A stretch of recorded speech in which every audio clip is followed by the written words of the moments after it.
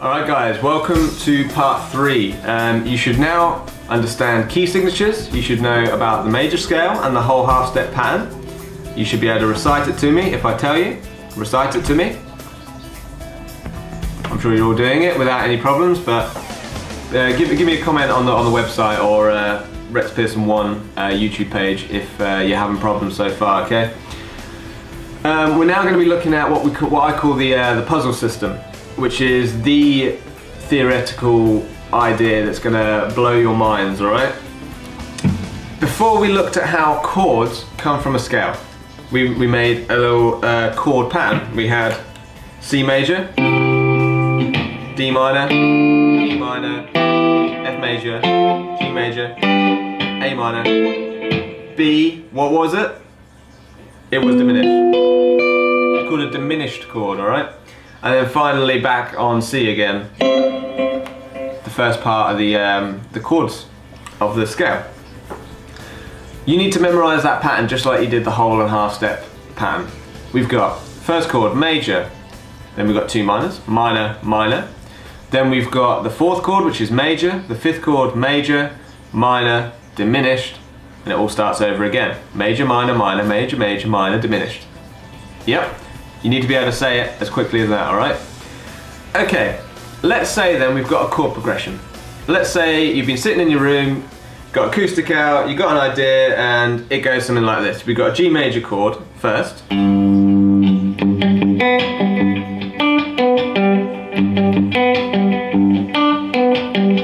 You like the sound of that, so you think, oh, alright, okay, let's go to E minor, that sounds pretty cool.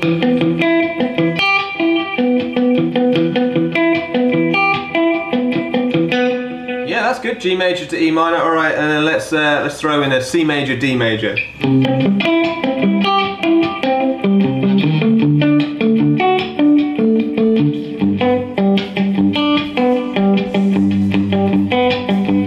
that was G major coming back at the end. Nice little chord progression there. We've got 4 chords. G major, E minor, C major, D major. Very pop rock. What we now need to do is be able to know what scale to play over that. And this is where a lot of people get stuck. If you've done the previous parts of this lesson, you will be able to understand. Okay. Using the puzzle system, you'll see up above my head here, we're going to have 7 boxes. Now that's for the 7 chords that it could be. The first chord was a G major. Now if you know your chords and your scale relationship here, there is only 3 places that a major chord can be within a key. It's either the first, the fourth, or the fifth. If you go back to the major, minor, minor, major, major, minor, diminished idea, you will know that the first, fourth, and fifth are the only places that you can have a major chord.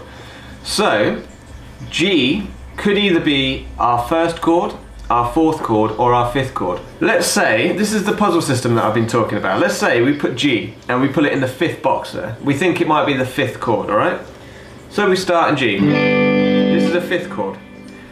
The next note is going to be a whole step above that, and it's going to be a minor chord, because the 6th chord is always minor. We've got A minor. Good, no problem, although it's not in our chord progression, so it doesn't really help us. Next chord is going to be a whole step above that, and it's a 7th chord, so what is it going to be? B diminished. Then we're going back to the first chord, which is going to be a half step above the B, C major. Well, we've got C major in the chord progression, so it's looking good. We could be in the key of C major. Let's have a look at the second chord though. We're in C major. If we play the second chord, major or minor, it should be a minor, as you know, and it's going to be a D minor. Well, the chord progression doesn't have a D minor in it, it has a D major in it. So if you were trying to play in the key of C over that chord progression, it's not going to sound great over that D major chord. You might get away with it in the first part, but it's going to sound a bit wrong because we're not in the key of that. So you shouldn't be using those notes. Let's say then that we're going to put the G and we're going to slot it into the first chord here. We're going to say that we're in the key of G. We We need to prove that that's right though by matching up, piecing together the other parts of the chords into the correct boxes. Does it fit? Well, the second chord is going to be a whole step above it, and it's going to be minor, A minor. Then we got a whole step, B minor. Then we got a half step, C major. It's looking good because C major is in our chord progression that we were talking about. The next chord is going to be a D major. That's the fifth chord, and we've got D major in our chord progression there, so it's still looking good. Let's have a look at the next one. The sixth chord is going to be a whole step above that. It's going to be an E, and it's going to be a minor, because all 6 chords are minor in major scales. E minor, and we've got an E minor in our chord progression. The 7th chord, although it doesn't really matter, would have been a whole step above that. F sharp. And we've got F sharp chord there on the 7th note. All the scales match up, so if you were playing, you can now play a G major scale.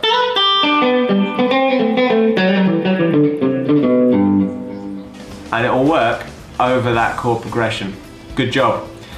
That applies all the theory that you need to know. Now, this is where it gets a little interesting. I'm going to show you, and you can find this on my website, www.rexpearson.com, where you can download 3 exercises with 3 different chord progressions. It's your job to be able to fill them in, and you can post your answers on the forum to demonstrate that you understand what's going on here. You should be able to find the key of each of the chord progressions that are above my head, and you'll be able to post the results in the forum over at rexpearson.com, or you can put it in the comments, just to make sure that we're all on the same track. Now remember, with the Rex Pearson lessons, the future is down to you guys. If you enjoy these lessons and you want to keep them free, don't forget to share. It only takes a minute to click on the like button on the website, to make a comment or share the video on your Facebook page. Anything you can do to keep this sort of service free. More importantly, you guys are going to shape the future. I'm doing these series, but after I've done these series, it's up to you to suggest the lessons that you want covering. If you've got a problem with anything that I've talked about here, post a comment. I do read them, and if there's enough people that are struggling on a particular part, then I'll make sure that I'll do another video lesson demonstrating the part for you guys, so that there's no one getting stuck here. And if you've got an idea for a lesson in the future, maybe you want a certain song, or you want to play a certain thing, technique, theory, concept, doesn't matter what, put the lesson suggestion on my website on the forum. You've got to be a member to do it, but that's part of the privilege, and I'll be able to make a lesson dedicated to those people that have put up a post. That's the end of part 3. You should now be able to use the puzzle system to work out the key of any major scale song. Good luck. Part 4, we're going to be looking at other chords and where they come from, but now that you've got the foundation, you guys are just going to fly through it. So good luck with that, and I hope that's helped a lot of you out there. See you in part 4.